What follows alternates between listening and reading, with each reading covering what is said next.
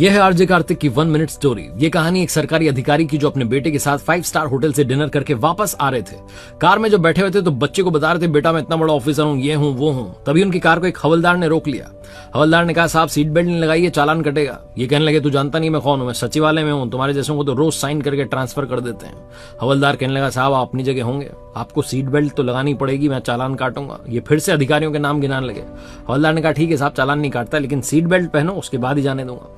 इन्होंने गुस्से में आकर के सीट बेल्ट लगाई, आगे बढ़े तो बच्चों कहने लगे कि समझता नहीं हवलदार, मैं कौन हूं, ये कौन है। तभी एक धमाके की आवाज आई। पीछे पलट करके देखा गाड़ी रोक करके, तो पीछे एक बुजुर्ग को टक्कर मार करके कार वाला भाग चुका था। बुजुर्ग के पैर से खून बह रहा था। हवलदार उनको साइड में लेकर के आए और इनसे मदद मांगने लगे कि बड़े साहब मेरे पास बाइक नहीं है, आपकी कार में लेकर के चलते हैं हॉस्पिटल, ये घायल हो चुके हैं।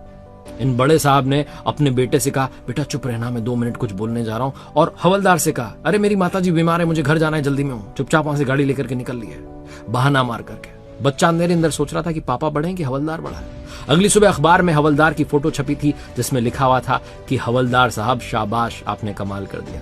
हवलदार 700 मीटर उन बुजुर्ग को अपने कंधे पर लेकर के हॉस्पिटल गए और उनकी जान बचाई। छोटा बच्चा सोचने लगा कि मेरे पापा ने वो काम नहीं किया जो उनके बड़े पद के हिसाब से करना चाहिए था। लाइफ में कितना भी पैसा कमा लो, अगर अंदर इंसानियत जिंदा नहीं है तो तुम इंसान नहीं हो।